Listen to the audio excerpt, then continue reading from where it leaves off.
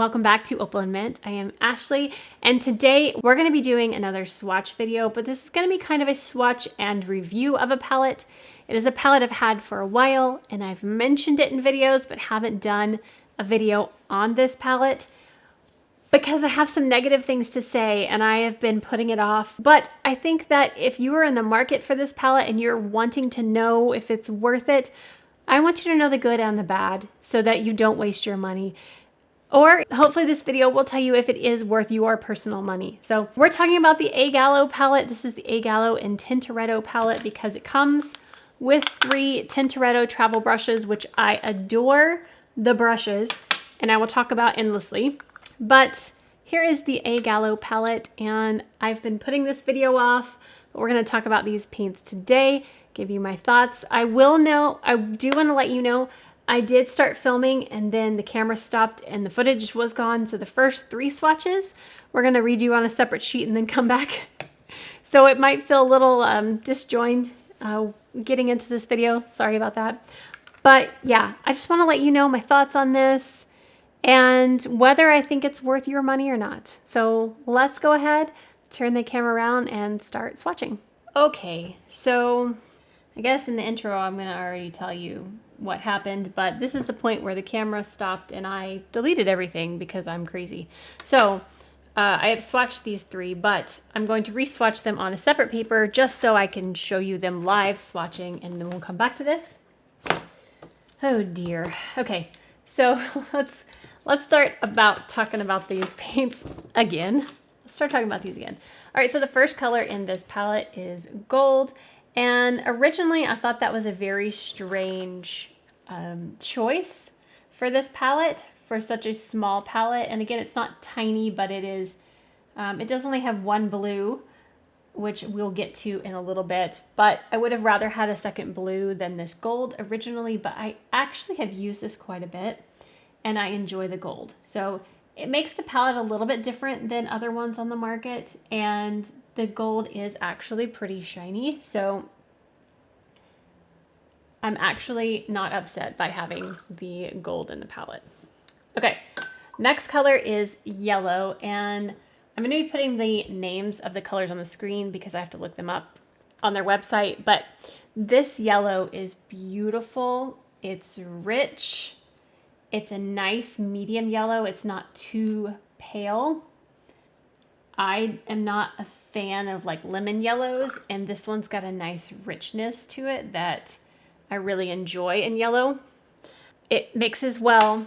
It's a beautiful standalone color, and this is a very good addition to this palette.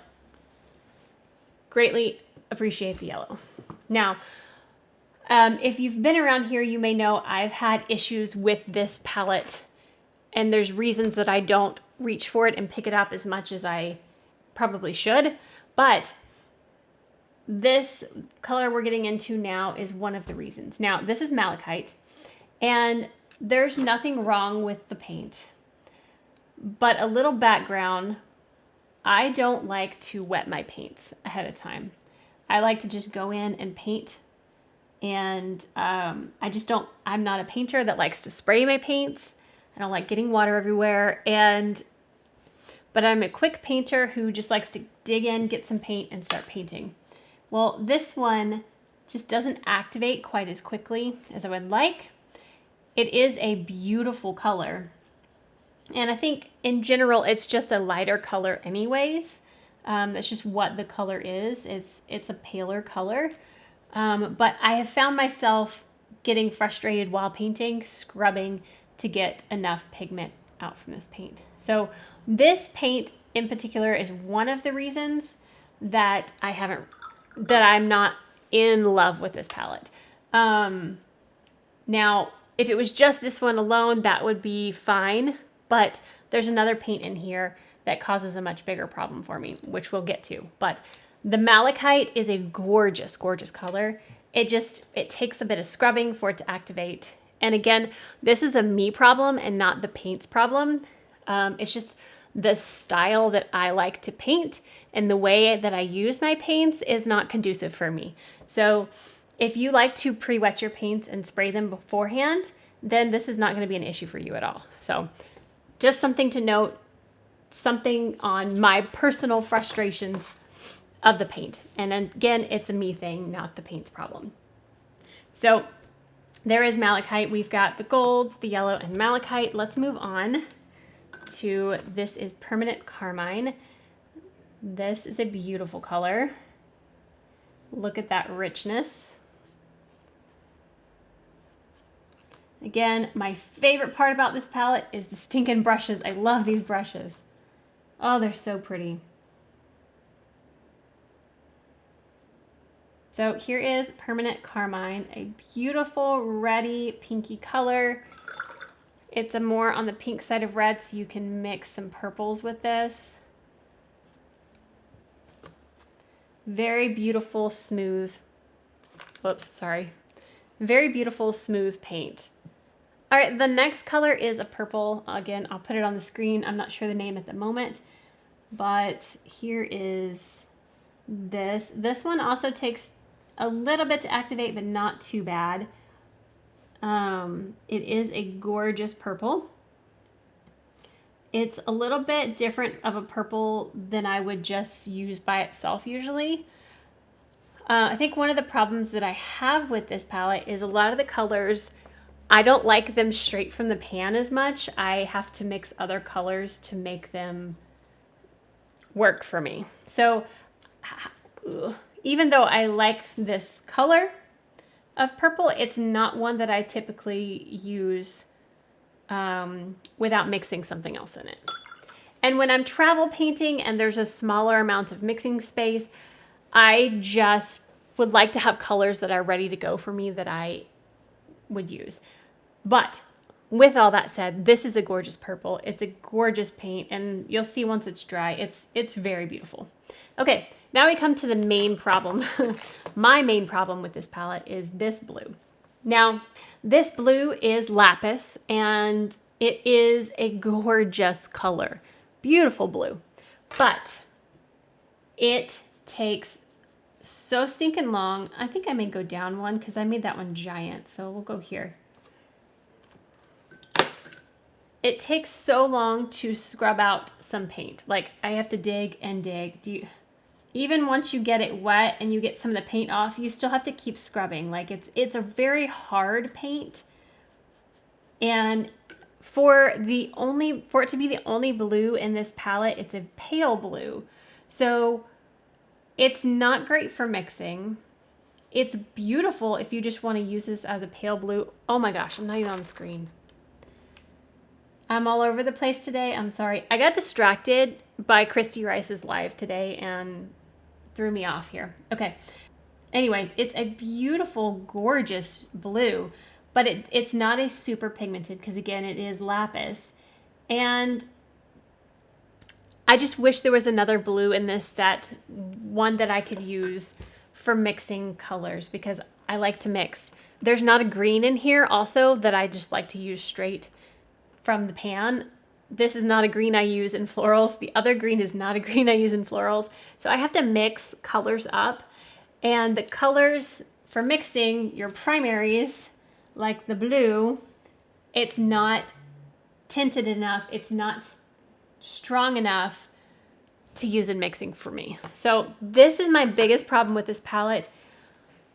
Not this paint specifically, but because this is the only blue in this set, this palette is not complete for me. It's not good enough for me to want to have this palette with me. And for that reason, like, I'm not going to say a negative opinion of A Gallo, but like, these are the only A Gallo paints that I have. And since these are the color, I think it's a color choice thing. That's all it is. There's nothing wrong with these paints. I mean, look how beautiful and rich that is. And this is gorgeous and granulating, but it's just the color choice for me is not conducive for me. So let's move on to the next one. This is a red. Again, I don't know. This is probably the best paint in the set. It's the most vibrant, the most intense and tinting color. The red itself is such a beautiful, like, strawberry red. I don't know how else to describe it, but it is so pretty. So this and the yellow, I think, are my favorites in the palette for being useful. I don't know if that made any sense. I don't want to sound like I'm bashing this palette, but it costs a whole lot of money, and I'm very glad I got it, again, because I got these brushes and they were introduced to me.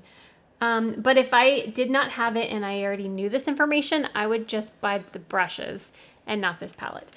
Okay, let's move on to the next green. Again, slightly lighter green. I don't know the name of this one, but it's kind of like a viridian looking green. Another green that I don't just use straight from the pan. I have to mix it in with something. It's a little bit too unnatural of a green. So I have to mix in either some red or some yellow to make this green work for my style of painting. So I think when it comes down to it, the color choice in this palette is just not for me. I think that's all that there is to it.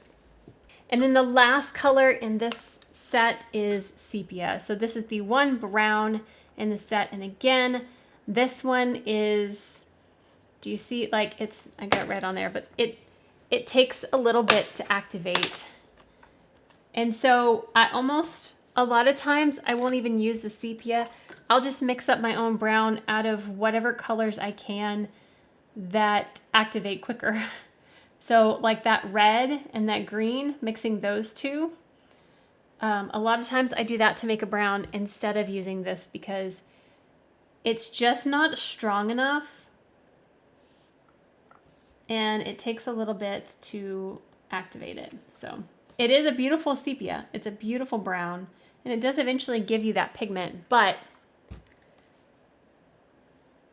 when I'm travel painting, a lot of times, if you haven't seen any of my Instagram reels, I paint a lot in my car when I have like 10 minutes when I'm waiting to pick up my son from school.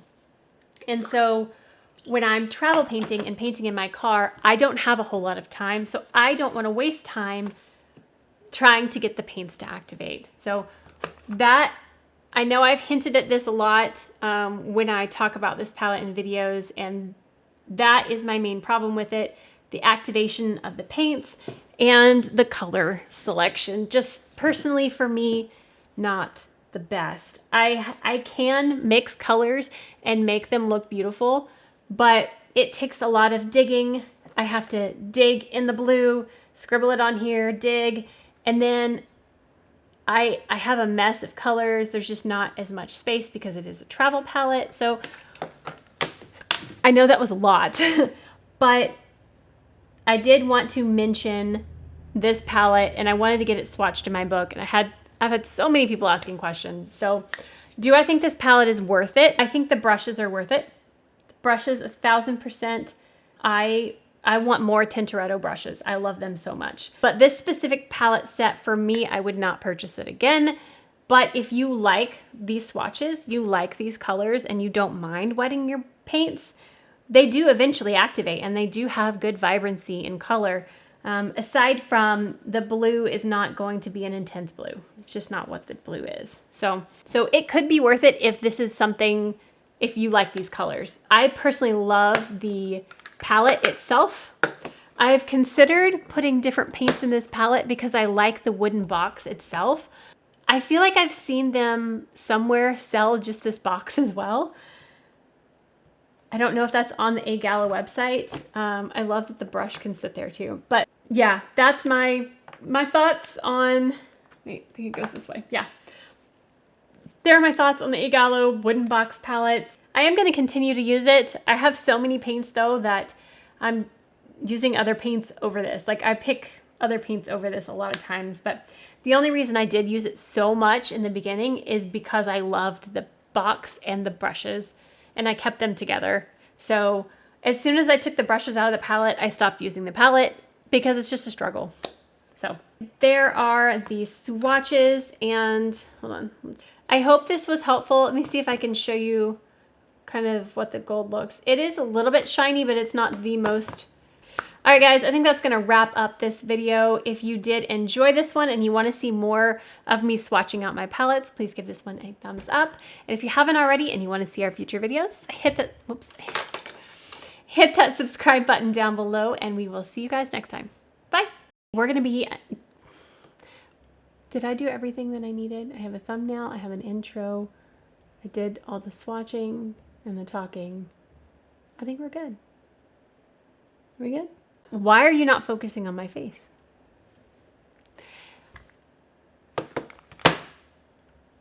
Okay, we're gonna just start over because I don't think any of that was in focus. You're not focused, are you?